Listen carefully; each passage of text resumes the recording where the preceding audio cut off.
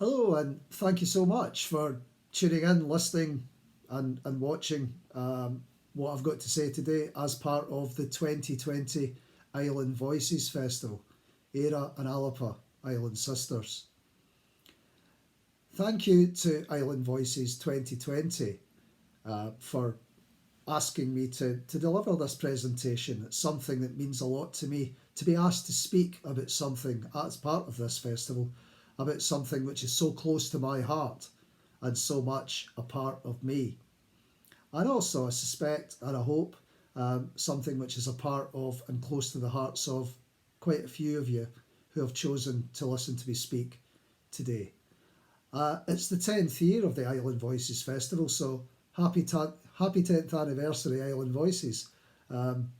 Great festival, really chuffed, as I said, to be part of it, and also to be part of, a festival which is including something which is so close to me, which is Scots.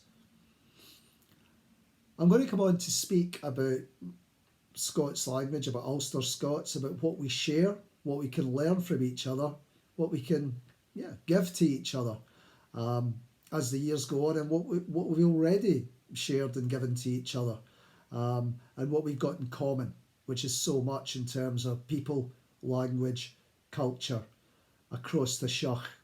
The Sheugh of my talk's title is, of course, the Sea of Moyle, the Irish Sea.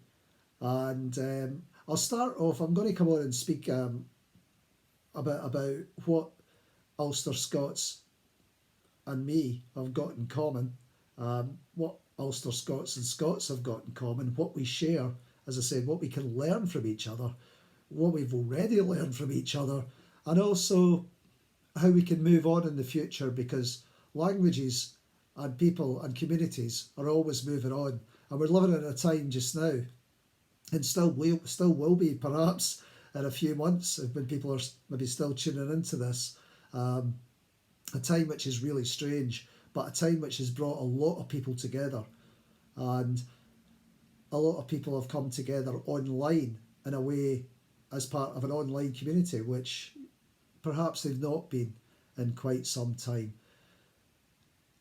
My name, as I said, is Stuart Patterson. I'll tell you a bit about myself. I was born and brought up in the county of Ayrshire in southwest Scotland. And I was born and brought up as a Scots speaker.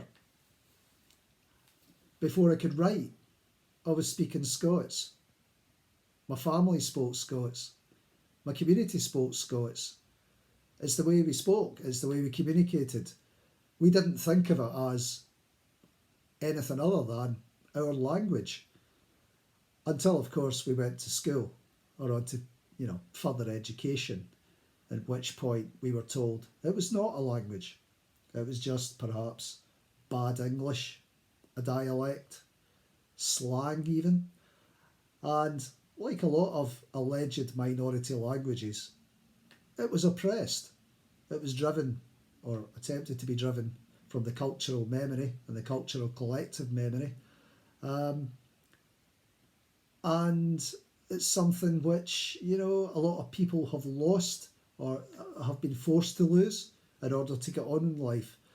So I remember going to school and being told off for,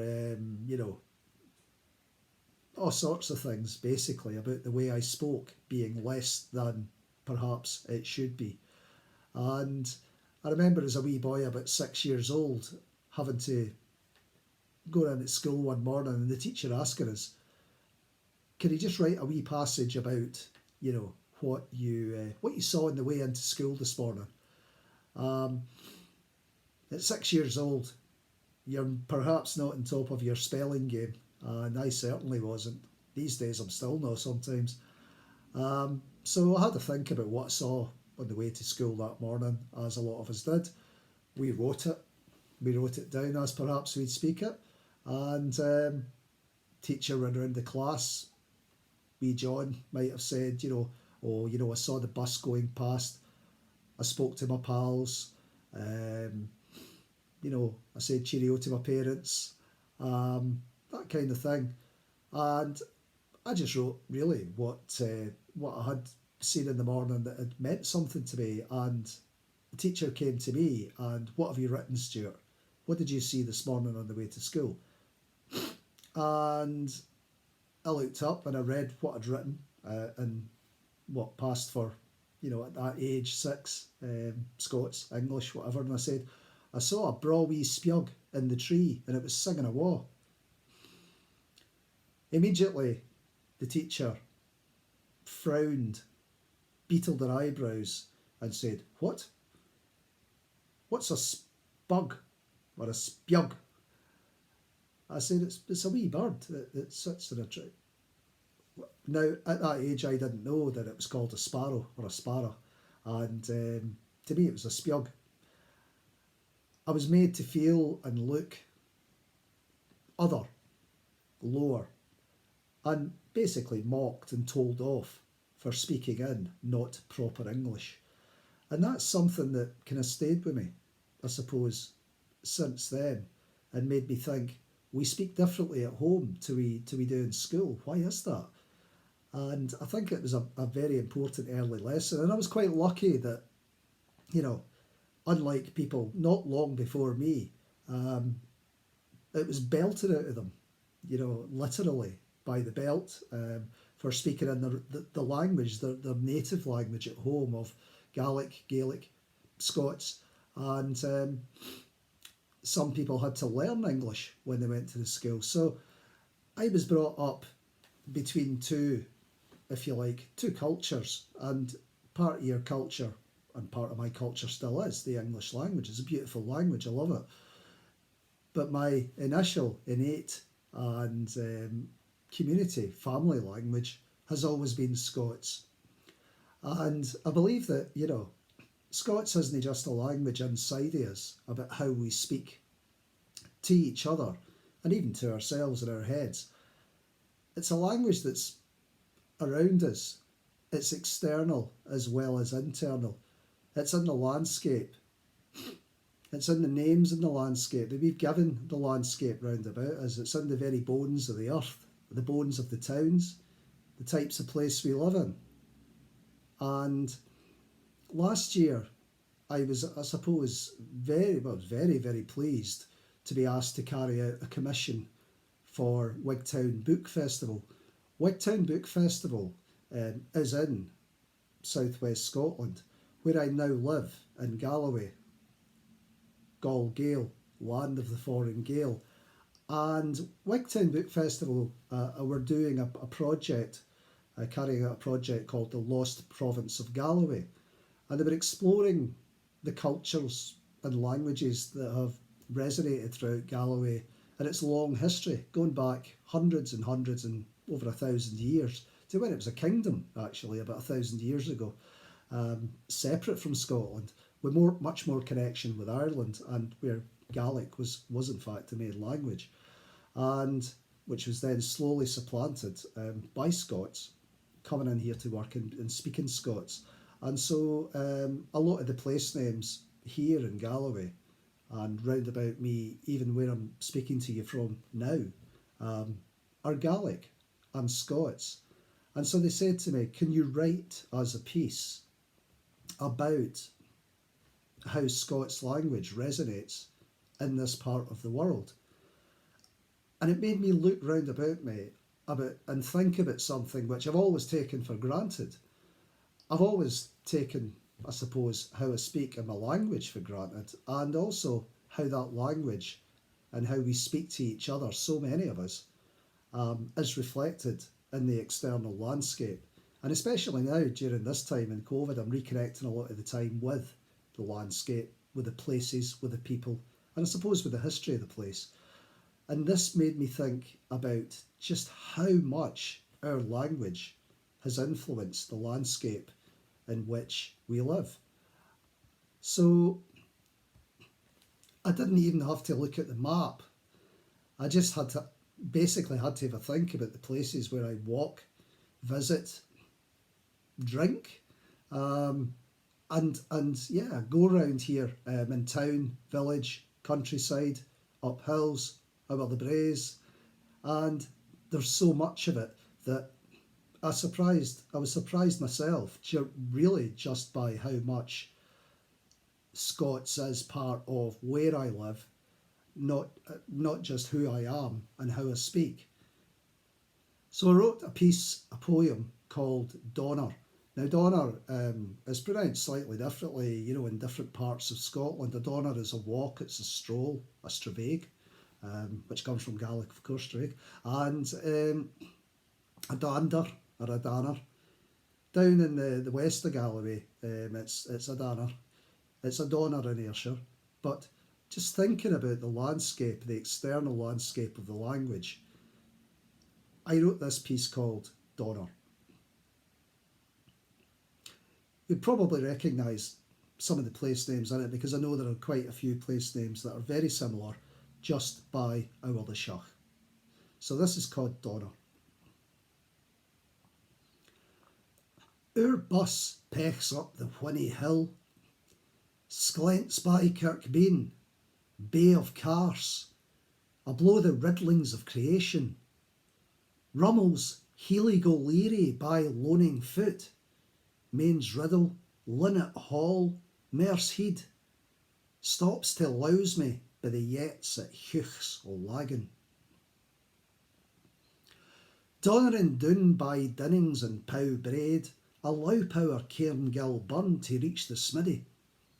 Hae a notion for stravaiging along the strand, by Watty's nets, the Needle's Ee, Tor's Hill a bin, and Mac for Port o' Warren, Black Newt Crags. Thornkip Hill, the Brook at Heugh, the Bogle Hole, hae nae tourist signs, nae markers, so by Gutcher's Isle and Tinker's Loup, I mind it o' the time we screeve at maps wi' tongues, printed them on harm and een. Kent fine always and whar they led in Galloway, wi' nocht mair than a blether nor a skeck, nae need to read, but just to ken and reck. Fae Muscle Clochan, Stainfold, Craigie Knows and Sluice, it's no so far to Muckle Lands, nae mair than 12 mile on to Whitehouse and the Score, or the thocht o' Yill and getting Bocket in the Inglenuke or the Anchor Pub gars me put a step on. On gone's the Donner, backwise, for it, hour, a bin, a blow, and bend their lanes, and o'er their braes and cloughs and pads, wi' maun gie names to, hae nae claims to, much beyond the need for making maps that never change for by the lead. And I hope that gives you some idea, and I'm sure it does, how we've shaped the land round about us by naming it. But that's been there for quite some time, and it's been passed down, and these names will still be there in a long time to come. If you've ever been down a Vennel, then you'll know exactly what I mean. I lived in Manchester for a long time, and I was very interested when I went to Manchester to find out that wee streets and back streets were called Ginnels. Well, Ginnels, Vennels, names change from place to place, dialects change from place to place. In Scotland itself, we've got many dialects, from Shetland all the way down to the borders and Galloway here, and I know that's the same the Sheugh, and dialects and pronunciations change, but language is shared between communities. The way you pronounce it might change from place to place, and you've always got your own names for things in different parts of the country, parochial local names.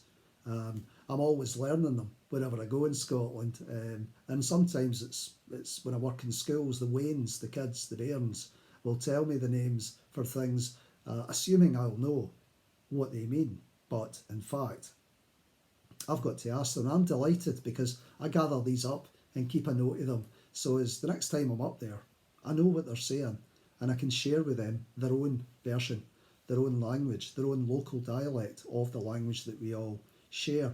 A prime example of this was when I now live, as I said, in Galloway, southwest Scotland. I've been here a few years. And when I first moved here 25 years ago, as the writer in residence for Dumfries and Galloway, and that's only about, 40, 50 miles down the road from Ayrshire. A wee example of how these things can affect us was my first school that I worked in at Dumfries Academy one day. I had a big group of kids, all ready to go, all ready to work in Scots and in poetry. And basically, it was going really well. And there was a wee boy down the front who, was blethering away to his pal, not caring anything that anybody else said to him. And his teacher was quite busy up the back, and I kept asking him, Jimmy, can you just maybe wheeshed a wee bit? No. So after a while, I basically said to the class, and Jimmy is very chatty, isn't he? And the entire class burst into laughter, and Jimmy looked up at me and his wee face was like that. And I thought, what have I said? All I've said is that he's chatty. Unknown to me, in Dumfries, the word chatty means dirty. And I had never, ever heard that before. It's a very local word, like hattered for tired. And the poor wee soul, once this was explained to me by his pal in the seat next to him, I apologised profusely, and he got on with it and he was fine. He accepted my apology. But it just shows you that sometimes you've got to be a wee bit careful where you go and about what you say. And in Scots, which is a language, then, like any other language, words have different meanings in different places. Just up the road where I grew up in Ayrshire, the word wersh, W-E-R-S-H, means something that's bitter, a bit kind of, bitter and mac she grew, row your chacks, something's a bit wersh. Turns out that in Galloway, which I never knew until I moved here, that wersh means if something's a bit kind of insipid or tasteless or weak. If you've got a wersh cup of tea, that's what it is. So these things change all the time, but to me that's the sign of a true language. It has that diversity, it has that difference, and it has those dialects. But they come together in a way that we can all understand when we speak to each other.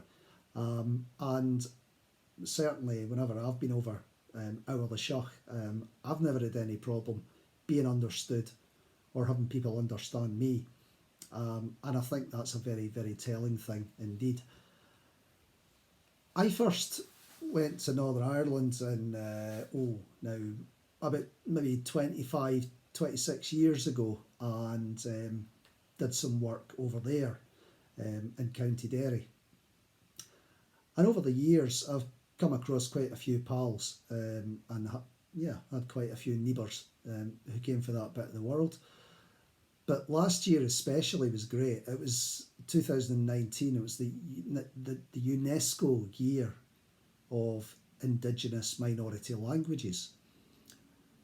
And I had an absolutely tremendous time taking Scots, not just over the Sheugh, but over the globe. I worked for a month in South Africa with lots of young people and adults, and especially in the townships, interacting and teaching them about what Scots is, what Scots means to me, and learning from them what their languages, their minority languages, meant to them. And their minority languages are spoken by millions and millions of people. They're not minority at all, like Scots isn't. isiXhosa, isiZulu. And they were absolutely thrilled that somebody was showing an interest, especially somebody who was white and who came from Britain, was showing this interest in their language. And were quite, I suppose, surprised to find out that back here, we had the same kind of problems with language which had been oppressed, language which had been, if you like, barred and looked down on. These days, not quite so much the case, of course. So I had an absolutely fantastic time there, and hope to go back sometime. I also spent a bit of time in Belfast last November as part of the Ulster Scots Language Week, and I did a day of workshops at the Ulster Scots Visitor Centre in Belfast. I had a tremendous time, met so many people and made so many connections, and I think that has started off, if you like, an interest in me, which has always been there with regards to Ulster Scots. But I've looked into it more and more and discovered not just the commonalities, but the differences. And I've always known there was a rich tradition of Ulster Scots. Maybe not so much as there should have been on the page and in the literary canon, but I was always aware of the weaver poets, such as, Orr and Herbison, and that the relationship which they had with their language, with the people, and what they represented, the working class they represented, and they spoke about, and the work that they did. Again, very much in common with the likes of Robert Burns and,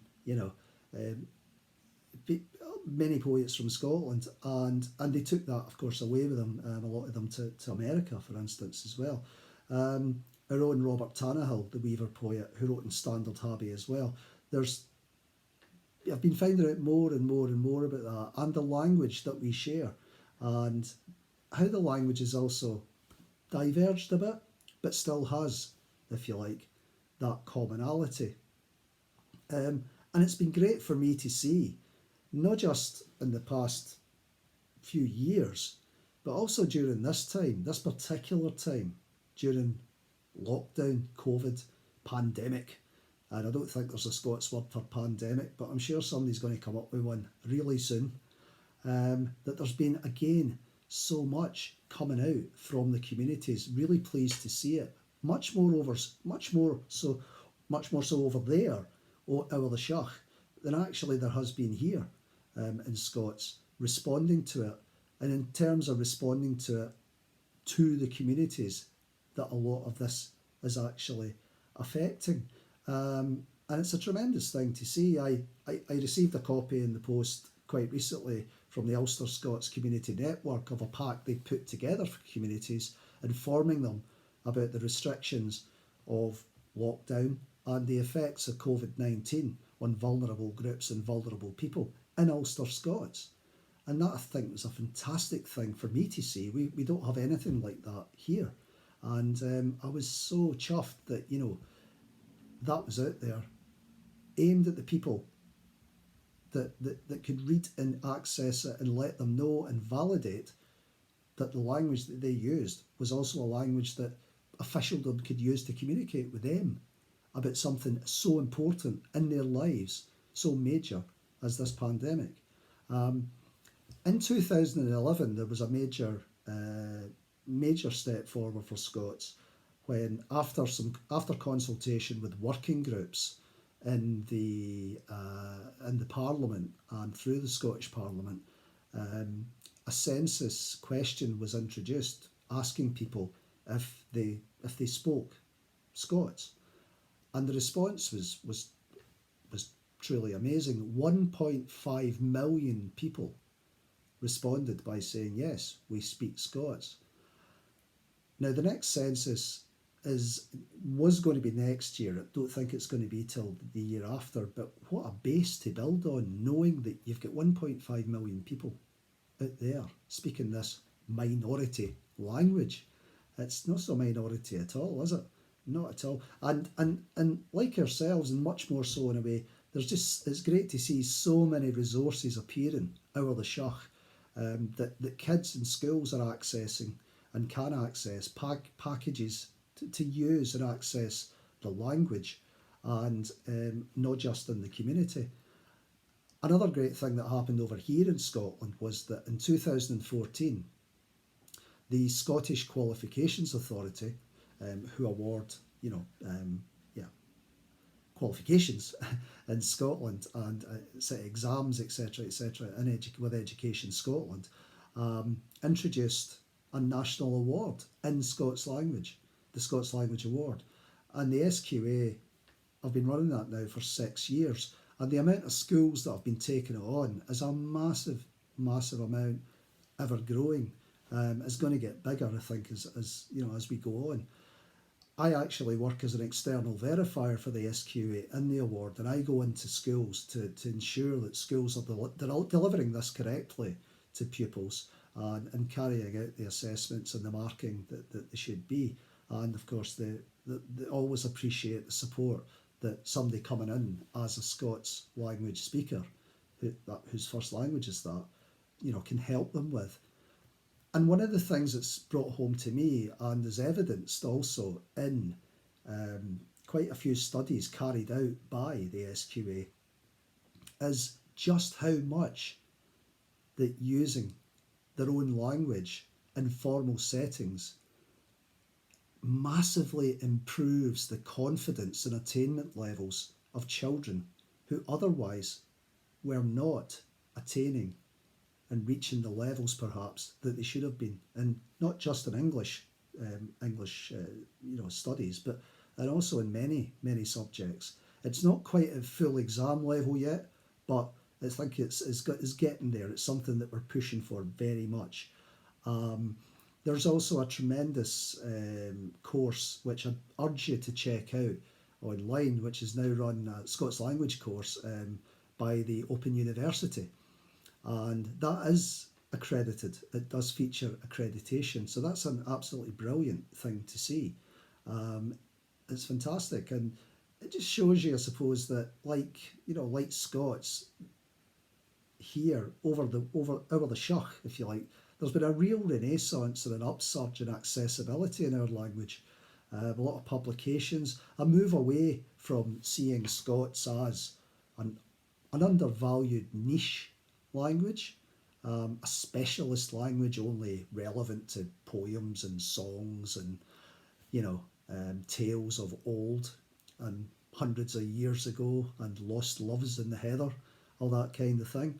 No, Scots is as relevant and more relevant now in the modern world than it's ever been before, and it should be part of the modern world. We should be using it and encouraging our children to use it, and our adults and our communities, because it's how they express themselves, it's how they speak, and it's valid.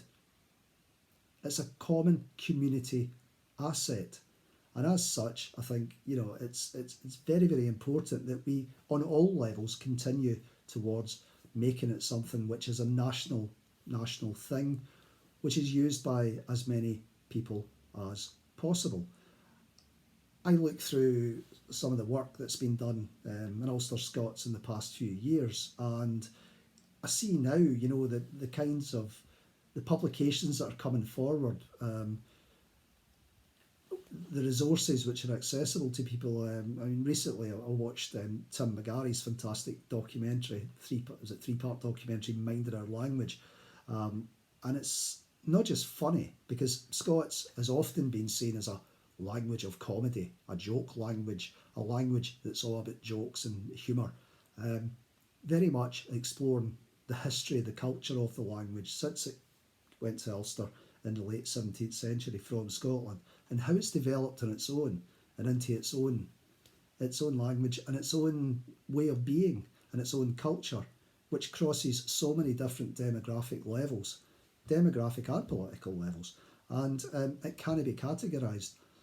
A Kist of Words is another fantastic resource put together by the BBC, which has involved, I've seen some fantastic films on A Kist of Words, still on the BBC online workshop, A Kist of Words. So fantastic poems and speeches and wee films by Anne-Marie Smythe, for instance, from over in Ulster, and also our own Josephine Neal from here in Galloway, who also originally comes from Ayrshire, like myself.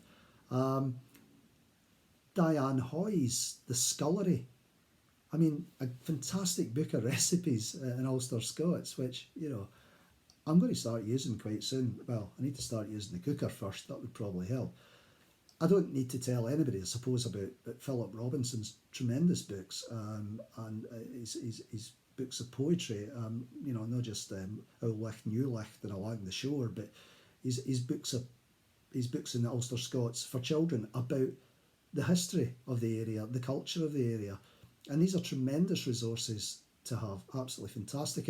And during COVID, this has been coming out so much as well, as I've noticed that a show which I've been delighted to be part of on BBC Radio Ulster, Kintra, presented by Helen Mark and Big Rab Lennox, reviewed recently an excellent book called The Feardy Gang Will Bide at Hame, which was originally written by Aidan Branach and translated to Ulster Scots by Matthew Warwick.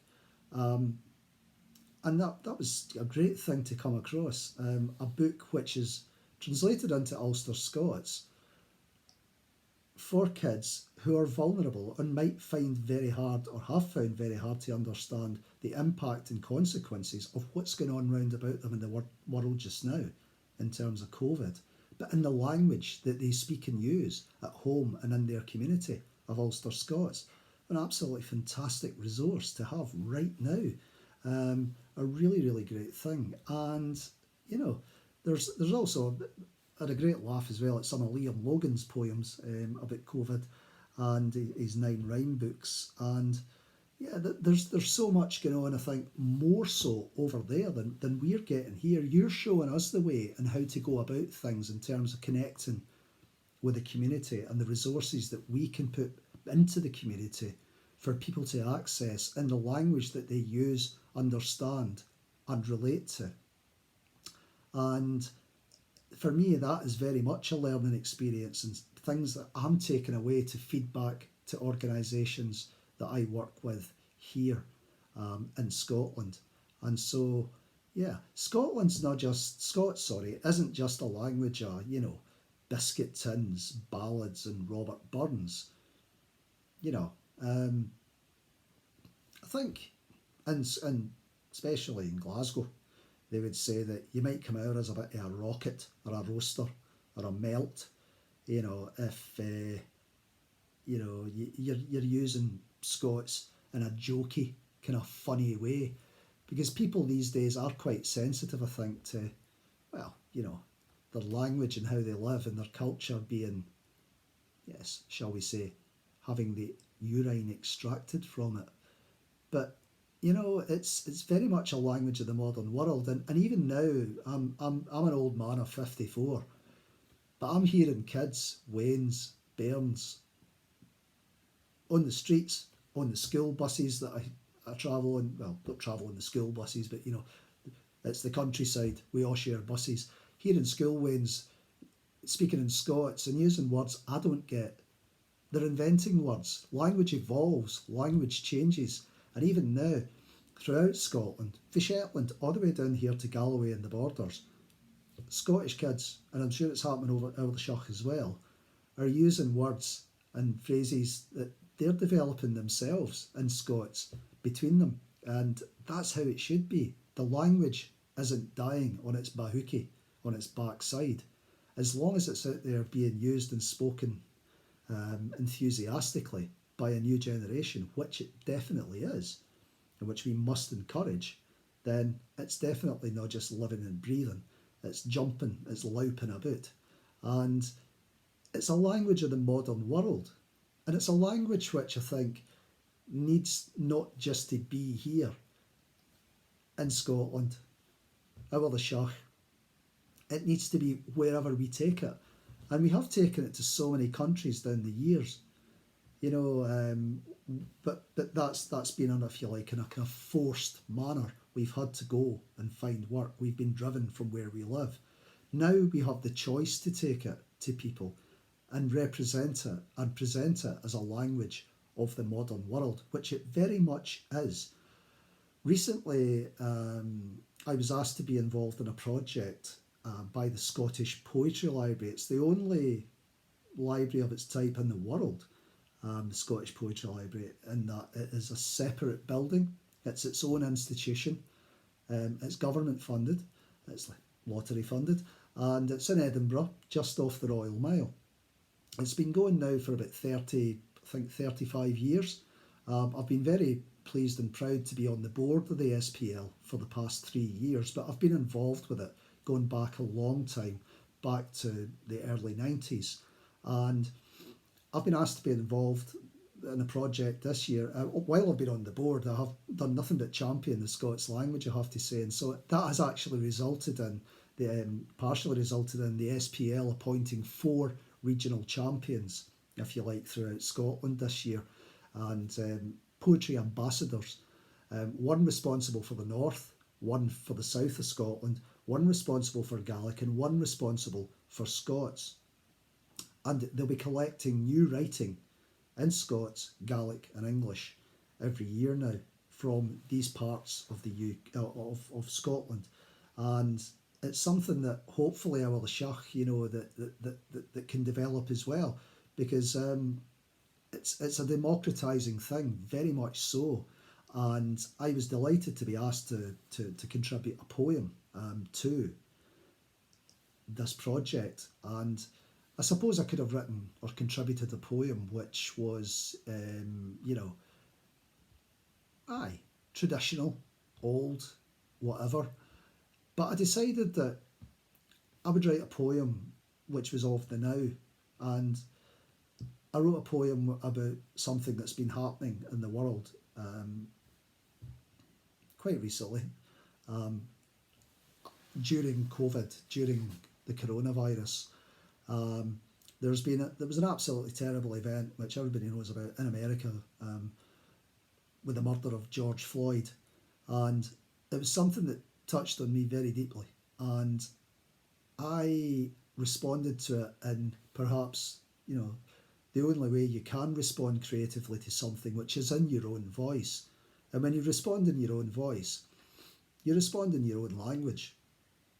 So I wrote this poem, which I'd like to read you now, and I hope you can relate not just to the language, but to the sentiment. And it's called In Memoriam George Floyd. If you're somehow doubting it, you're nocht but a betting it. Think it was brocht on by himself, you're no getting it.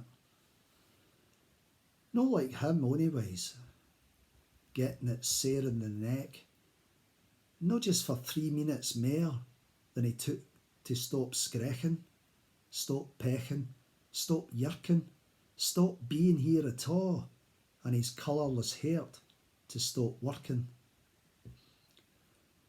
No for being him, but for nae mair than being where he was, to an eye that saw nocht beyond skin, for no being wha he was, but what he was, 'cause yon's what the worst kind of blindness does. If you're somehow still doubting it, then I dinna ken ye. Think he brocht yon on himself, then hell mend ye.